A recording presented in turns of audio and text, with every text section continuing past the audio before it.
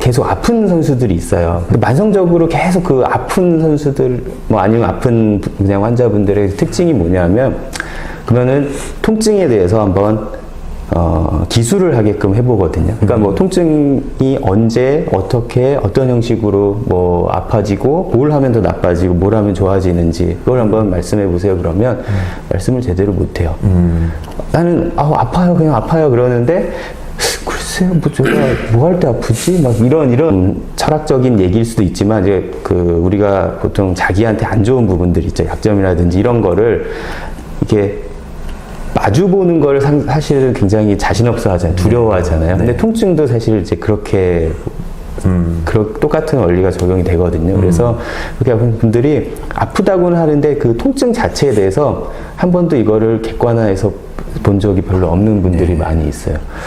우리 또 좀 아프다는 티내고 그러면은, 야이씨. 네. 너만 아프냐, 씨. 특히 남자분들은 어릴 때부터. 운동선수는 더 심하고. 네. 예. 그게 이제 문제는 통증 같은 경우들은 이제 뭔가 잘못됐어라는 신호인데, 그러면 이 신호를 빨리 파악을 해서 그거에 맞는 이제 조치를 취하고, 그걸 이제 이해를 하면 되는데, 대부분 그거를 그냥 뭉개놓거나, 네. 그랬을 경우가 이제 문제가 아까 이 통증이 이상한 식으로 학습이 된다든가, 그리고 이제 통증의 원인을 찾을 수 없을 정도로 그 통증 자체가 그냥 병인 경우들도 있거든요. 그러니까 아까 말한 대로 그 통증이 예민한 부분들이 통증에 계속 그렇게 노출이 되다 보면은 이게 이제 실제로 여기서 오는 신호의 통증이 아니라 어떤 신체 부위에 오는 통증이 아니라 그냥 뇌 자체에서 그냥 계속 신호를 보내는 거예요. 통증, 아픈 신호들. 이런 경우들은 사실은 굉장히 좀 치료하기가 좀 까다로워지죠. 네네. 그리고 이제 아까 말씀드린 통증이 이제 되게 굉장히 주관적이기 때문에 그 통증을 억누르는 경우들도 있어요. 이건 아픈 건데 본인이 이걸 통증이라고 인지를 못하게끔 만드는 경우가 있죠. 그런 경우들은 이제 문제가 이제 통증이 다른 형태로 나타나는 거죠. 이상하게 이제 얘가 뭐 아프다는 얘기도 안 하는데 막 성적도 안 나오고 퍼포먼스도 원래대로 안 나오고 뭐 성격도 변하는 것 같고 그러니까 어차피 어떻게 보면 이게 좌절감을 느끼는 거거든요. 말을 해도 어차피 내 말 들어주지도 않는다. 뭐 이런 식으로 반복이 되면 여러 가지 이제 그런 변화들이 오는 거죠. 그럼 말씀하신 맥락으로 보면 좀 이렇게 어릴 때부터 좀 자기를 마주하는 자기 몸의 느낌이나 이런 것들을 좀 미국에서는 이런 표현을 쓰더라고요. Listen to your body, 뭐 listen to your arm 이런 말을 많이 쓰는데, 그러니까 자기 몸에서 나오는 소리를 들을 수 있게끔 그런 것들도 이제 어릴 때부터 좀 훈련이 돼야 그런 것들을 좀 외면하지 않고, 내가 지금 몸이 뭔가 이상하구나. 예전에 리치일 선수가 비슷한 얘기를.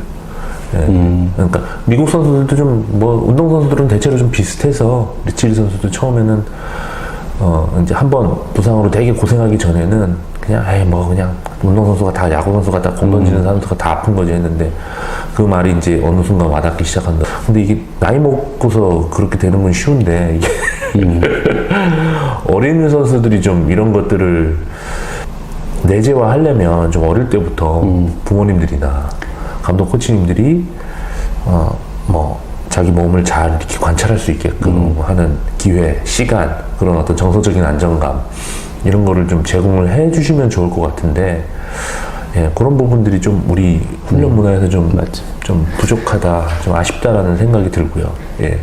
그러니까 이제 언어라든가 이런 게 개념화를 시키잖아요. 개념화라는 게 어떤 이제 내용들을 이제 비슷한 카테고리화를 시키고 이해를 하는 건데, 그 훈련이거든요. 내가 이제 어떻게 느끼고 어떤 감정이고 이런 거는 이제 내가 어떤 뭐 언어로서 표현을 할 수 있고, 그게 이제 그런 어떻게 보면 훈련인데, 근데 이제 그런 기회들이 계속 박탈되다 보면은 어떻게 보면 아픈 것도 사실은 이제 뭐 여러 가지 형태로 사실 표현을 할 수가 있거든요. 뭐 근육이 정말 뭐 근육이 뭉치는 것 같아.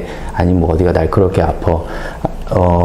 뭐 이제 다양하게 표현할 수도 있고, 그리고 하면 다 그래. 뭐 남자가 뭐 이제 이런 식으로 하다 보면은 그냥 그런 표현하는 것 자체가 느껴보지를 못하기 때문에 굉장히 이제 적어져요. 그래서 그냥 안 좋아, 좋아. 그냥 딱 두 가지로 아파, 안 아파. 좀 아파. 그럼 아픔에도 방금 말씀하신 것처럼 다양한 취미가 그렇죠. 쑤신다, 저린다. 우리는 또 그런, 사실 우리나라 언어가 표현하기에는 또 다양한 네, 맞아요. 어귀들이 존재하거든요.